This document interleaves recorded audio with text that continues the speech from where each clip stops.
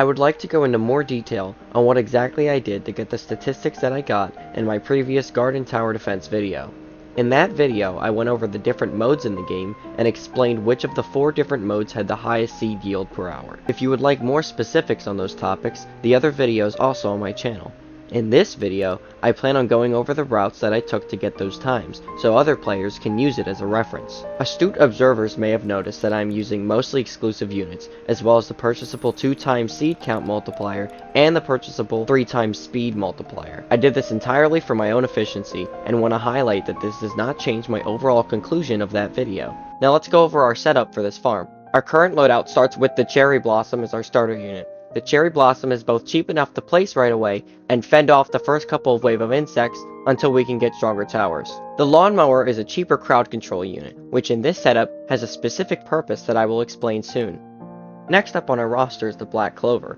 If you can't get your hands on the Black Clover, the Seed Sprinkler will do just fine. If you're still struggling with this map, the Ice Buds can take the place of this unit and make the difficulty more manageable. After that is the Hellroot, which will serve as our crowd control unit. The Hellroot is amazing for large groups of insects, and the fire dot, or damage over time, that it applies can deal with everything that slips past. If you're unable to obtain a Hellroot, the Rafflesia would work instead of this, as the Rafflesia is also good at handling crowds of insects. Next up is the Earth Dragon, which will serve as a sniper and DPS unit, because it is a spawner which attacks insects globally and has insanely high damage per second, so it is good at handling both bosses and tankier insects. A free-to-play alternative to this would be the Beehive, but they are stupidly difficult to obtain, so the Electroleaf or even another support unit would work as a free-to-play option. The Astral Blossom and Dual Blaster Bud both serve as DPS units. They have extremely high damage per second, and the Astral Blossom has a chance to apply a 5% damage debuff to enemies. A free-to-play alternative to these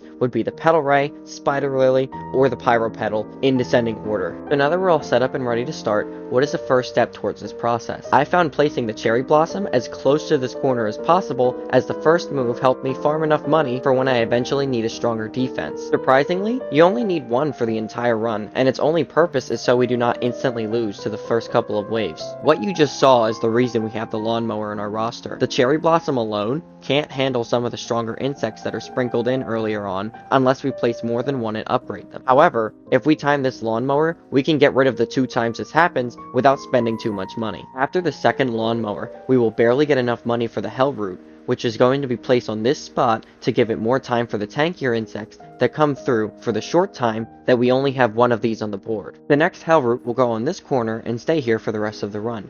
Eventually, we do have all 3 Hellroots on this intersection, however our focus at the moment is preparing for the massive wave coming up. Another thing that's important is setting all of your Hellroots targeting to central. This way, the Hellroot is making the most of every attack, ensuring nothing gets past them. Once all 3 Hellroots are down, our only job is to place our Earth Dragons down as soon as possible. They will clear out anything that gets past this intersection and secure the rest of the run.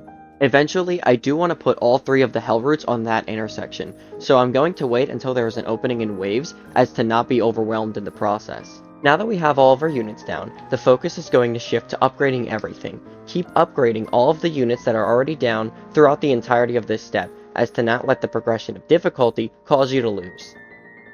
We now want to place and fully upgrade the Black Clover, as the total DPS increase of 35% is more valuable to us than the DPS we would gain from upgrading another unit.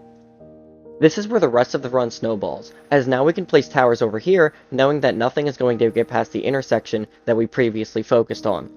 The reason we want to place our DPS units in this spot is entirely for efficiency. We have already guaranteed that nothing gets past the original intersection, so now it would be best to speed up the oncoming rounds as fast as possible by placing these units where they can shut down 2 of the 3 spawn locations. It is around this point in the run where you can set your targeting on the Earth Dragons to strongest. This lets them focus on the bosses and speed up the later rounds. Some stuff that I personally struggle with while doing this farm is remembering to upgrade the dragons to level 5 and remembering to place the Black Clover near the Astral Blossom and Dual Blaster Bud. Something I found that can help with this is standing near the Earth Dragons until they're maxed out and placing the Black Clover down so seeing it reminds you to upgrade it. Once everything is fully upgraded, the run is pretty much over, as the units that should be down at this point can handle the rest of the waves. Thank you everyone so much for watching this far.